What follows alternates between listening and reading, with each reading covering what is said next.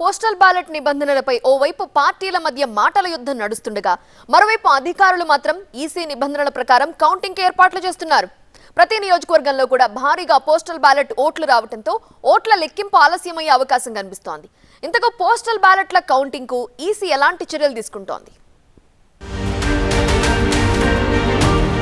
ఏపీలో ఈసారి హోరాహోరీగా జరిగిన ఎన్నికలను రాజకీయ పార్టీలతో పాటు ఉద్యోగులు కూడా ప్రతిష్టాత్మకంగా తీసుకున్నారు. దీంతో గతంలో ఎప్పుడూ లేని విధంగా పోస్టల్ బ్యాలెట్లు ఓట్లు పోలయ్యాయి. అలాగే తొలిసారిగా ప్రవేశపెట్టిన హోమ్ ఓటింగ్ విధానంలో 13,700 మంది 85 ఏళ్లు దాటిన వృద్ధులు, 12,700 మంది దివ్యాంగులు పోస్టల్ బ్యాలెట్ తో తమ ఓటు హక్కు వినియోగించుకున్నారు. దీంతో పోస్టల్ బ్యాలెట్ ఓట్లు భారీగా పెరిగిపోయాయి. ఈ నేపథ్యంలో పోస్టల్ ఓట్ల కౌంటింగ్ కు ప్రత్యేక ఏర్పాట్లు చేస్తోంది ఎన్నికల సంఘం. Voter facilitation centre, postal voting centre, home voting, electronically transmitted postal ballot system ద్వారా వచ్చిన బ్యాలెట్ల ఓట్ల లెక్కింపును నిబంధనల ప్రకారం నిష్పక్షపాతంగా నిర్వహించాలని ఇప్పటికే సీఈఓ ముఖేష్ కుమార్ మీనా అన్ని జిల్లాల ఎన్నికల అధికారులకు స్పష్టం చేశారు. ఈసీ ఆదేశాలతో పోస్టల్ బ్యాలెట్ ఏ విధంగా కౌంట్ చేయాలి అనే దానిపై జిల్లాల వారీగా ట్రైనింగ్ కూడా నిర్వహించారు. ప్రతి టేబుల్ కు కౌంటింగ్ సూపర్వైజర్, కౌంటింగ్ అసిస్టెంట్లు, మైక్రో అబ్జర్వర్ల టీం ఉంటుంది.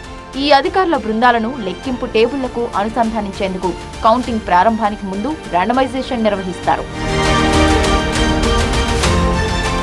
ఏపీలోని మొత్తం 25 లోక్సభ నియోజకవర్గాలకు గాను పోస్టల్ బ్యాలెట్లు ఓట్ల లెక్కింపు కోసం 479 టేబుళ్లను ఏర్పాటు చేస్తున్నారు.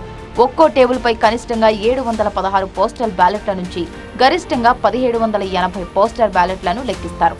పోస్టల్ బ్యాలెట్ చెల్లుతుందా చెల్లదా అనే అంశంపై form 13C, form 13A, form 13B స్థాయిలో రిజెక్షన్ల నిబంధనలు, డిక్లరేషన్ల సీరియల్ నెంబరు, ఓటర్ సంతకం, గెజిటెడ్ అధికారి సంతకంతో పాటు బ్యాలెట్లో మార్కింగ్, టాబ్యులేషన్ వంటివి ఏజెంట్ల సమక్షంలో సరిచూస్తారు. ఒక్కో టేబుల్పై అధికారుల బృందంతో పాటు ఏజెంట్ల సమక్షంలో పోస్టల్ బ్యాలెట్లను సరిచూస్తారు.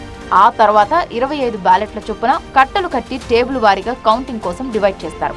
ఇలా చేసే సమయంలో ఒక్కో ఓటును పూర్తి స్థాయిలో పరిశీలించేందుకు 3 నుంచి 4 నిమిషాలు టైం పడుతుందని అధికారులు చెబుతున్నారు. అలాగే ఈసారి భారీ స్థాయిలో పోస్టల్ ఓట్లు నమోదైన నేపథ్యంలో కౌంటింగ్ కు గతం కంటే ఎక్కువ సమయం పడుతుందని అధికారులు చెబుతున్నారు. పోస్టల్ బ్యాలెట్ల కౌంటింగ్ కు కనీసం 3 నుంచి 5 గంటల వరకు సమయం పడుతుందని అంచనా వేస్తున్నారు. ఒక టేబుల్ కి 500 అంటే ఫర్ ఎగ్జాంపుల్ మనకు 4 టేబుల్లు ఉంటే 2000 ఓట్స్ మనము ఒక 2.5 to 3 అవర్స్లో చేయొచ్చు. ఒకవేళ 4000 ఉంటే నెక్స్ట్ సెకండ్ రౌండ్లో ఇంకో 2000 అవుతాయి. సో ఆ విధంగా మనకి 5 to 6 అవర్స్లో అయ్యే అవకాశం కూడా ఉంది. ఈవీఎం కౌంటింగ్తో పోల్చుకుంటే పోస్టల్ బ్యాలెట్ కౌంటింగ్ అనేది మేబీ ఒక 1 అవర్ లేదంటే 1.5 hours to 2 hours మ్యాక్సిమం ఎక్కువ పట్టే అవకాశం ఉంది. ఉదయం 8 గంటలకు పోస్టల్ బ్యాలెట్ కౌంటింగ్ ప్రారంభమైన అరగంట తర్వాత ఈవీఎంల కౌంటింగ్ ప్రారంభించే అవకాశం ఉంది. దీంతో ఈసారి ఫలితాలు రావడంతో పాటు ట్రెండ్ తెలిసేందుకు కూడా గతం కంటే ఎక్కువ సమయం పట్టే అవకాశం ఉంది. దీంతో అభ్యర్థులతో పాటు ఓటర్లు కూడా కాస్త ఓపిక పట్టాల్సిన అవసరం కనిపిస్తోంది.